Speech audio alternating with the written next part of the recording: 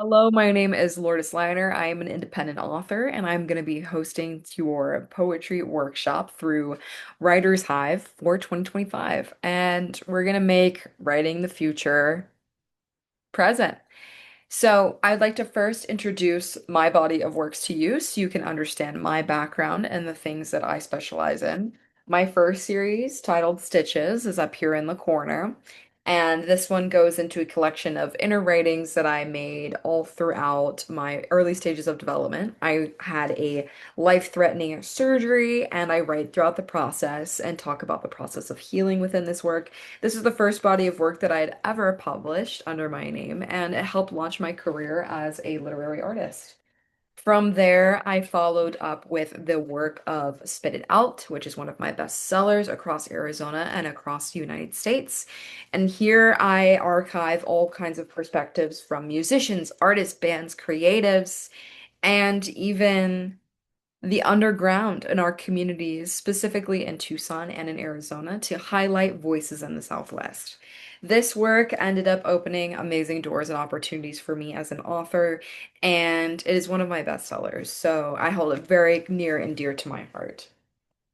My third one is Spider Silk. It is a more mysterious, introspective version. I started taking on roles in my community and curating arts and more mysterious perspectives and bringing a lot more nuance. I talk about how something as small as a spider can have a larger cosmic experience based off of how it builds its webs and carry on from that metaphor to basically talk about consciousness and how we perceive ourselves and our subconscious mind throughout the works in this poetry piece.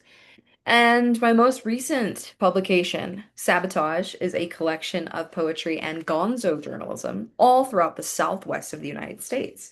And this one depicts all kinds of perspectives all throughout the southwest, from Tucson to Phoenix to California, and then all the way up and through Denver and New Mexico while I'm on tour sharing my works. I am also archiving all kinds of perspectives across biomes. We go from the ocean to pine trees, then back down to saguaros. And we talk about mental health throughout the entire way. And curating this piece helped me raise a large sum of donations for the Suicide Foundation, which was a pleasure to do. And now I want to bring through some of the curriculum that I have started creating for the University of Arizona. So once I took on that role through Sabotage, I launched an anthology program through the university. These are two of the works that have been published as of this month that curate works from children in education programs. So we're looking anywhere from K to sixth grade, all the way to sixth grade until high school. So in this first one, this is work I've curated with fourth graders talking about their community and why their voice matters. And we introduce in the actual education environment a means for creative expression, which is quite rare in education within literary arts. So it was a blessing to be a part of this program, and the things that were brought out across here are incredible. I want to read you a quick snippet from one of my classes. This one piece talks about a beginning prompt, and then from there we continue forward. So this is from a 10th grader, and her name is Adeline, and she reads about her family traditions. And she says, my family tradition on Christmas Eve at midnight is we open presents and we eat tamales, pozole, and menudo. And on Thanksgiving, we all gather together and we make beautiful swirls and colors and have a great view and dream together, me and my family and our heritage. So that is from a 10-year-old that was a part of this program that we curated for this anthology. And since we have curated this perspective, I want to introduce to you some of the curriculum that we use with our students. I think it would be helpful to give you a little bit of an insight here. So I'm going to share my screen and we'll get presenting on something that we brought to the classroom environment that is simple, but because it has curated such a vibrant world from such young children, I want to also introduce it to you to help you connect a lot with your inner child. So, in this lecture, we discuss how poetry makes music and how our words have power.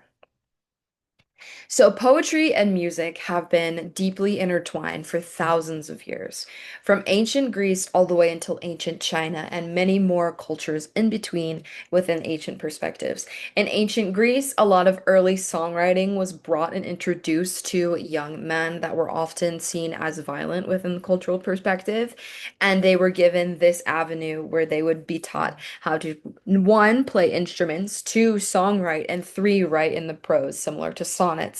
As well as in ancient China, they incorporated some of the earliest song structures that existed within their society through the prose of poetry. So this goes to show through the heritage of the mediums of poetry and the mediums of music, there's always been an overlap from in-depth lyricism to iambic pentameter and rhyme scheme, mimicking that of harmony and rhythm. So from here, we would shift that perspective from ancient societies to current, to modern day. What does poetry and music look like now? I explore you to take times to reflect on moments where you've been moved by poetry, moments where you've been moved by music, and what lies in between that. And how can we pull from things that we're already naturally drawn to inspire us throughout this workshop? So, what I would do with these students, since they have limited exposure to poetry, but music more than ever is more prominent in our society through streaming services and adaptation of technology. Music is everywhere you go. So, we like to draw from the idea of a favorite song, a favorite poem, and spend time to reflect with the message in this piece. So, I invite you now, before we continue the writing process of this workshop, to reflect upon your favorite song, to take time to sit with it, maybe play, listen to it, flip through the lyrics, pull it up on Spotify, scroll through the lyric options, give it a few more listens, spend time to connect on what is in that song that makes it moving to you.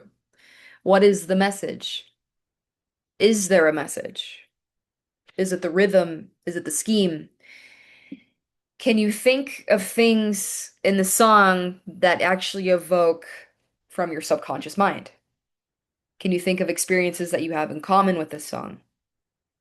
And what about your existence connects you to that song? And so often within this experiences of my students, it went from their perspective of poetry to now their internal connection with a body of artwork, and they're able to evoke from that point of connection for inspiration. So I hope that this purveys a source of inspiration for you. Why do you have favorite songs? Why do you have favorite movies?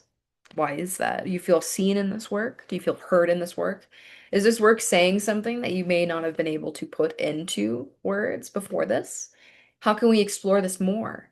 How can you evoke this same mind space that you connect to within your work for your poetry, for your writing, to purvey that to your audience? Give them maybe a space for reflection, or a space for expression, or a space for connection, right? So this is a time when I would pause our entire learning environment. Again, I'm educating 10-year-olds in this case. I'm educating anyone who takes time to reflect on this workshop. So take a moment to write about it. What is coming to mind here? I hope that you have a pen and paper with you, and I hope you're jotting down your favorite song you thought about last week. Maybe your go-to favorite. Maybe the song of a loved one. Something that's evoking experience now. Do you have things that are you're sensing in your body? Is there anxiousness having to be put on the spot for finding a favorite? Is there excitement for realizing that maybe the reason why I like this song isn't just the catchy rhythm, but really the deep lyricism that connects with something from my past that I have difficulty making space for in common conversation? Is part of my soul speaking, right? And poetry, that is a well. That's a well to draw from. That's a vast place that you can mine life experiences. And once you're in that reflective space, once you're primed and and thinking about these sources of inspiration and sitting with your feelings, this is when I would invite my students and as well as members of this workshop to pause at any time and deeply reflect before writing. And writing can look like anything from writing the sensations of your body right now, having a more logical, reflective perspective on the lyricism, right? You could even play with the prose of the songwriting in general of your favorite song to pull it to something you feel in the current, right? Even if it's an old classic, you can rework this, right? We just talked about ancient cultures. You could pull perspectives from maybe some ancient songs that you feel connected to and reframe them to something in the current day, right? And carry and evoke a lot of those themes of humanity, those persisting themes of humanity that are especially present within poetry and music. So from this is a great time to highlight the importance of poetry and music within this workshop. So please pause, take time to write, talk about your experiences with a loved one, carry this with you because music and poetry not only help us to educate, right? By varying emotional states, by points in history, right? It's like a finger on the pulse. It's a mirror that's held to society. And not only inspire us to continue to create, but from that inspiration of vulnerability, we can connect and we can share and we can add to the world of experience through expression. And poetry and music are so vital in that essence of expression. So I invite you to follow my 10th grade students and educate yourself, inspire yourself, express yourself through poetry and music, and draw from those current experiences, archive them, and at any point in time you have questions, please reach out to the Writers Hive staff. They are amazing and fantastic, and they do so much to assist the literary world. Again, if you are curious about any of the work or background I do as a full-time professional author, I do implore you to explore www.feralghoulfriend.com. You can find more resources there. You can explore my body of work. You can explore education programs that I'm associated with, as well as more mediums to express. Maybe you're curious about publishing. Maybe you're curious about backgrounds in poetry and education and how that can benefit perspectives in our community. Maybe you're curious about my conversations about mental health and the nuance that I'm able to purvey within my work. By all means, I implore you to express it. Again, it was lovely taking this time to reflect with you in this workshop upon music and poetry. If you have questions, please reach out to Writers Hive, like I had mentioned before, or explore more of my stuff through the name Lourdes Leiner. You can find me through the University of Arizona. I'm also traveling at this point through the United States from July until the end of August. I will be in New York as well as London, and I will be going to the New York Poetry Foundation. So if you have any questions about experiences publishing, please reach out to me if you have questions about how to connect with the New York Poetry Foundation or Roehampton University or Oxford. Please feel free to connect and shoot some information at feralghoulfriend.com. I'm also on social media, so if you'd like to keep up with this journey, reach out to me about pieces that you have written about music and poetry. I implore you to. It would be a great compliment for you to follow the work of this recent anthology and keep the momentum going, keep the expressive nature of poetry and music going, and keep it alive. Again, thank you for your time and your attention, and I hope you have a lovely rest of your day.